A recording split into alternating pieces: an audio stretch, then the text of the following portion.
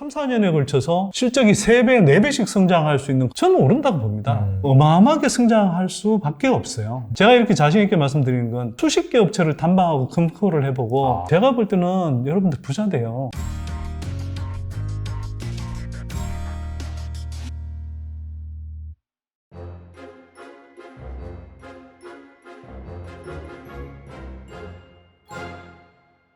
그 다음에 이제 책에 보면은 위기 이후에 기회가 온다라고 네. 말씀을 하셨는데 그 기회가 무엇인지 좀 궁금합니다. 저는 뭐 이런 말씀을 책에서 드리고 있는데요. 한국의 산업이나 기업들을 봤을 때 제가 볼 때는 코로나 이후에 기회가 상당히 있어요.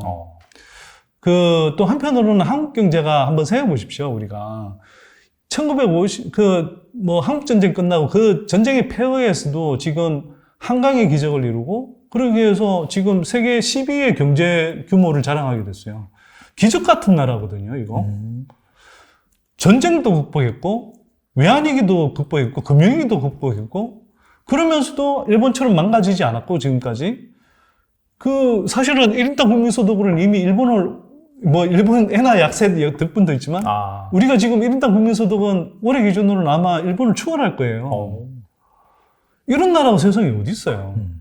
근데 사실은 한국은 문제를 굉장히 숱하게 만들고 그걸 예방은 잘 못하는데 또 한편으로는 경제 위기 극복은 되게 잘하는 국민성을 가졌어요. 제가 볼 때. 그런 것 같아요. 역사를 보면은. 그리고 운도 사실 좀 따랐고. 예를 들면 우리가 외환위기나 2008년 금융위기를 극복할 때도 어쨌거나 굉장히 빠르게 성장하는 큰 규모의 중국이라는 나라에 수출을 많이 하면서 좀 덕을 본 것도 있고, 또 한국이 어쨌거나 이 무역 개방도가 높은 나라이기 때문에 이게 경제 위기가 오면 보통 환율이 올라가잖아요. 그러면 이건 또 이제 수출 기업들의 실적이 좋아지는 효과가 생기거든요. 대외 이제 수출 경쟁력이 올라가기 때문에. 그래서 이제 이런 자동 안정화 장치 역할을 또 하는 측면도 있습니다. 그런 이제 등등이 있는데, 저는 단순히 이제 그런 위기를 그런 측면에서 이제 극복할 수 있는 가능성, 이걸 넘어서서, 그러면 이게 이제 투자 관점에서, 그러면 여기서 우리는 투자를 무조건 실 거냐? 저는 꼭 그렇게 생각하진 않아요. 많은 사람들이, 아니, 너는 저렇게 금리도 오른다고 하고, 부동산 시장도 위험할 수 있다고 하면서, 그러면서 주식 투자 이야기를 해. 안 맞는 것 아니냐? 통념적으로는 안 맞을 수 있어요. 근데 저는 말씀드리지만, 부동산은 매크로 흐름을 살피셔야 된다. 왜냐하면 굉장히 무거운 시장이고, 사이클의 흐름이 무거운 시장이고, 그건 경제에 영향을 많이 받기 때문에 그 매크로 흐름의 영향을 굉장히 많이 받는다. 네. 하지만 주식 투자라는 것은 특히 개인 투자자는 기관하고는 다르게, 정말 아주 심각한 폭락장이 아니라면, 그냥 웬만한 웬만한 조정 하락장에서도 심지어 중장기적으로 성장할 수 있는, 저는 이제 구조적 성장주를 좀 많이 강조하는데요. 지속적으로, 구조적으로 성장할 수 있는 그런 종목들을 골라서 잘 투자하면,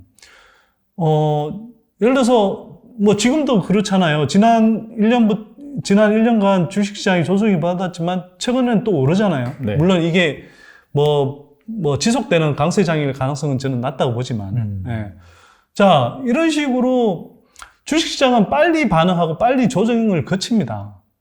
그래서 웬만큼 충격을 흡수했다 싶으면 또 이제 웬만큼 이게 장이 안정되거나 미약하지만 또 반등 랠리가 나오기도 하고 그러는 거거든요.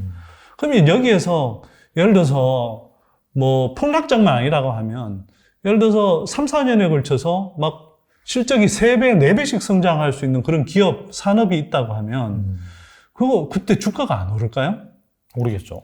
저는 오른다고 봅니다. 근데 다만 그거 한두 달 안에 오르냐라고 물으면 저도 자신 없어요. 신이 아닌 이상 못 맞추죠. 근데 사람들이 그냥 2, 3년, 3, 4년을 내다보고 투자한다? 그러면 투자할 때는 많아요. 자, 우리가 그리고 특히 이제 주목해야 될 건 뭐냐면 한국은 지금 반도체 산업이 가장 큰 산업이잖아요. 물론 이제 이런 지정학적 변수도 많습니다. 지금도 칩4 동맹이니 그런 이야기가 오가고 있고 하지만 어쨌거나 산업으로 볼 때 한국의 주력 산업, 반도체 산업은 사이클을 그리면서도 장기적으로 우상향하는 이런 산업이거든요. 자, 그런 산업에 대해서 이거는 향후 한 10년 이상 동안은 그냥 사이클이 없이 그냥 지속적으로 성장하는 산업인데 그게 바로 전기차, 2차 전지 산업, 신재생 에너지 쪽 산업이에요. 그러면 이쪽 산업들은 지금 어마어마하게 성장할 수밖에 없어요. 그래서 제가 이제 좀 강조하는 것은 자, 경기 순환주는 한국의 지금까지 주력 기업들은 경기 순환주인 측면이 되게 강했거든요. 그렇죠. 그러다 보니까 이 경기 순환주는 두 가지를 맞춰야 됩니다. 제가 왜 매크로 흐름을 휘둘려서 투자를 하지 말라고 말씀드리냐면 자, 이건 두 가지를 맞춰야 되는데요. 내가 매크로 흐름을 정확하게 맞춰야 되는 거 한 가지. 그 다음에 또 한 가지는 이 매크로 흐름이 주가에 어떻게 반영될지를 맞춰야 되는 거예요. 이중으로 맞춰야 되는데 이거는요 정말 어려운 문제예요. 이거 다 맞춰가면서 투자하는 사람이 있으면은 나와보라 그러세요. 저는 없다고 단언합니다. 세계에서 20세기의 가장 뛰어난 경제학자 중에 한 사람인 존 메이나드 케인즈. 예, 이 사람 케인즈조차도 이 사람이 투자자로서도 되게 유명한데 맞아요. 네. 예. 이른바 이제 경제의 사이클을 매크로 경제의 흐름을 따라서 시장 타이밍을 노리는 그런 투자를 했을 때는 이 사람 번번이 실패했어요. 그런데 큰 틀에서 기업의 어떤 가치 또는 기업의 메리트를 보고 투자하는 방식으로 접근했을 때는 투자자로서 이제 크게 성공했거든요. 그럼 개인 투자자들은 어떻게 가야 되냐? 케인즈도 못한 걸 자꾸 따라하려고 그러지 말고 개인들은 보세요. 아니 기관들은 왜 그러니까 모르겠습니다. 달란트 TV도 그럴지 모르겠는데 네. 뭐 나와서 뭐 예를 들어서 어떤 분들이 나와서 매크로 흐름이 이렇고 그러니까 이때는 뭐 무슨 ETF를 사고 이때는 무슨 채권을 사고 이때는 가치주 쪽을 비중을 싣고 이때는 뭐 현금을 더 확보하고 이때는 성장주를 싣고 이런 이야기를 하는데요. 그거는 여러분 제가 단언하는데요. 그냥 그거는 그분들이 기관에 있으면서 막 뭐 수천억, 뭐 조 단위 이런 자금을 굴리는 사람들의 관점에서 하는 이야기고요. 그건 그리고 그렇게 판단할 수 있는 리서치 조직이 있는 사람들이 하는 거고. 근데 그런 리서치 조직을 달고도 수익률이 좋지가 않잖아요, 솔직히. 여러분들 가입하는 그 펀드나 그런 거 뭐 수익률 좋나요, 솔직히? 근데 그게 아니라 여러분들이 정말 그래서 많은 사람들이 온갖 뭐 인플레 제가 뭐 잔뜩 설명하긴 했지만 이거는 아까 뭐 가계부채나 금리 부동산 이야기를 하기 위해서 제가 설명한 거고 주식 투자를 하기 위해서는 사실은 앞에 제가 설명한 거 웬만큼 다 잊어버리셔도 된다. 다만 중요한 건 이거다. 뭐냐면 여러분들께서 지금 주식 투자를 할 때는 3, 4년에 걸쳐서 실적이 예를 들어서 몇 배로 성장한다 그러면 그리고 그런 기업을 상대적으로 조금 일찍 스터디를 해서 상대적으로 주가가 너무 높지 않을 때 적어도 싸거나 적어도 합리적인 가격인 수준에서 사두고 2, 3년, 3, 4년 간다고 하면서 해보세요. 주가 안 오를까요? 올라요, 제가 볼 때. 근데 여기서 이제 제가 구조적 성장주를 강조하는데, 네. 제가 이제 뭐 저희 연구소가 2차 전지 관련한 종목들을 일찌감치 소개해서 뭐 저희가 소개한 종목들 중에 뭐 텐베거도 여러 개 나왔고, 뭐 에코프로비엠, 뭐 PNT 같은 회사들, LNF 같은 회사들, 뭐 그렇고, 뭐 한 서너 배 이상 오른 종목들은 숱하게 소개를 했죠. 근데 예를 들어 2차 전지를 예를 들어보자고요. 2차 전지는 여러분 제 말씀 진짜 좀 귀담아 들어주시면 좋겠는데 뭐 이미 주가 많이 오른 것 아니야? 많이 올랐죠. 근데 향후 10년, 20년 더 성장할 산업이에요. 그 중에서도 향후 여러분들 제가 진짜 강조하고 싶은 건 향후 3, 4년은 투자를 2차 전지에 상당 비중을 두고 좀 투자했으면 좋겠다. 왜냐하면 2020, 한 7년 정도 가면 반도체를 능가하는 산업이 2차 전지 산업이 될 거고요.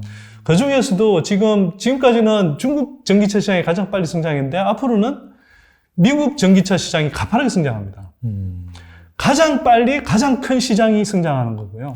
그 다음에 유럽 시장도 굉장히 가파르게 성장하는데 지금 미중 갈등 때문에 중국이 오늘도 CATL 그 공장 미국에 짓겠다고 했다가 미국에서 지원을 못 받을 것 같으니까 철회하겠다고 그랬거든요. 지금 그런 상황인데 미국의 지금 국내 배터리 3사가 거의 미국 배터리 공급의 한 80%를 감당해요. 네. 유럽도 한 70% 이상 공급할 겁니다. 한국 업체들이. 한국 배터리 업체들이 가장 기술 경쟁력이 높고 가장 많이 수혜를 볼 기업들이에요.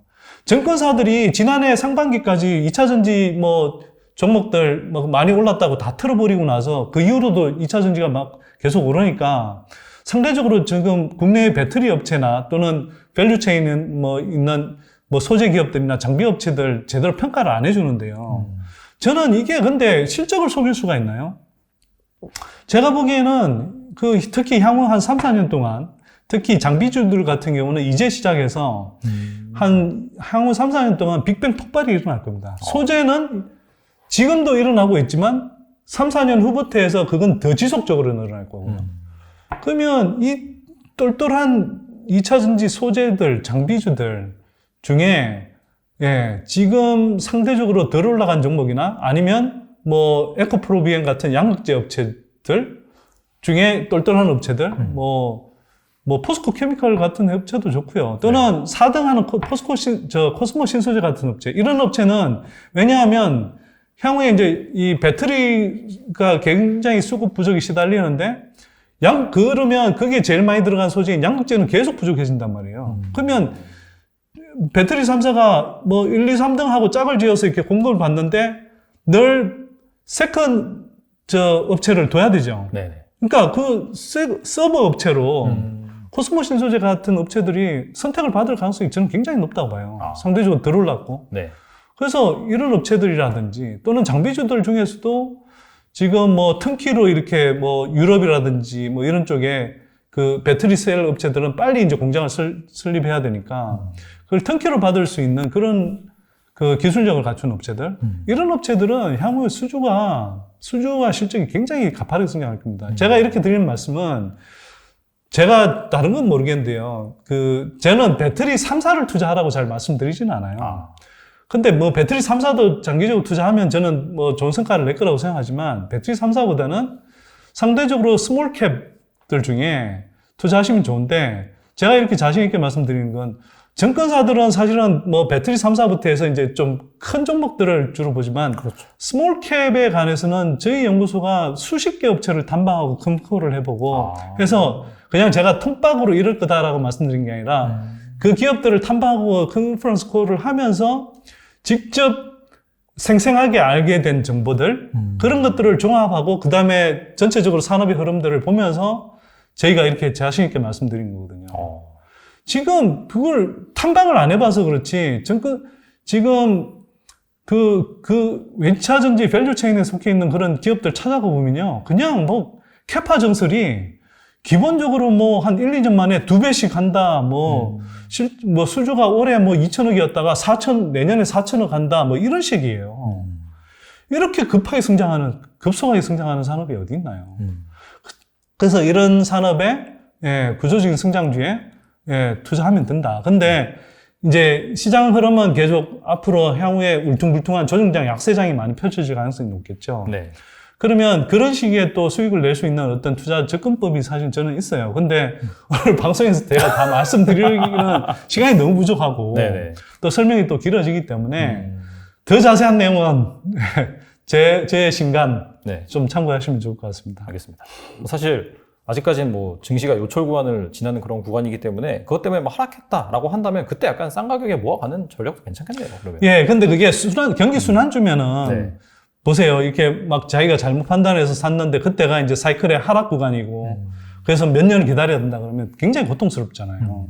근데 그게 아니라 구조적 성장주는 왜 조정장에서 상대적으로 편하냐 하면 좀 물려도 또 구조적인 성장을 하기 때문에 다음 분기에 좋은 실적이 나오거나 큰 수주를 받거나 하면은 주가가 또 금방 회복한단 말이에요.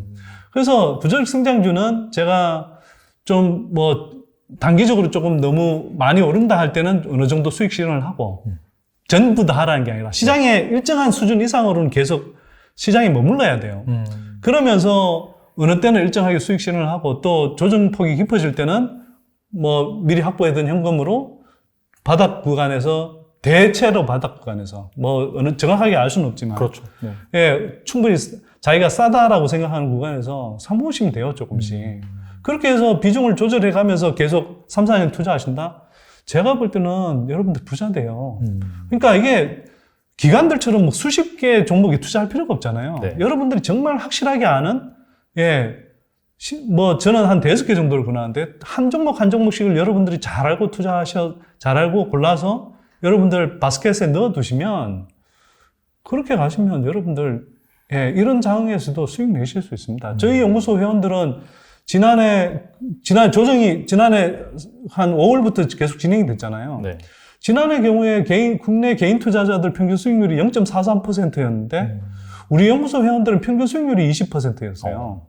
뭐 제가 운영을 해준 것도 아니고 저희 연구소 회원들이 그냥 아름아름으로 뭐 저희가 소개해드리고 또 가이드 해드린 내용을 바탕으로 했는데 그것만으로도 평균 수익률이 20%였어요.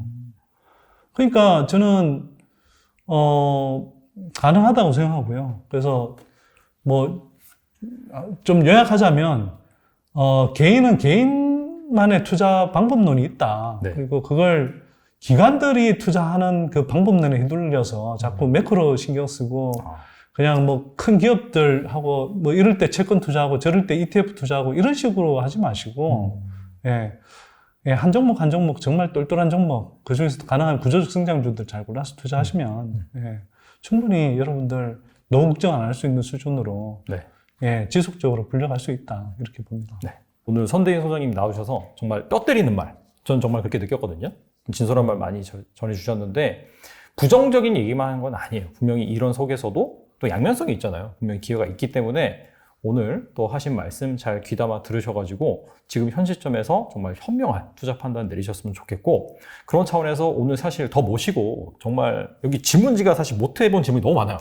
궁금한 게 너무 많은데 시간 관계상 기회 봐서 다음에 한번 더 불러주십시오. 알겠습니다. 시간 관계상 못 다뤘기 때문에 또 이런 내용, 진솔한 깊은 내용들은 최근에 출간하신 또 대한민국 위기와 기회의 시간 이 서적에 잘 수록되어 있으니 꼭 참고하시고 그 다음에 선대인 TV 채널도 꼭 방문해 주셔서 다양한 투자 정보 받으셨으면 좋겠습니다.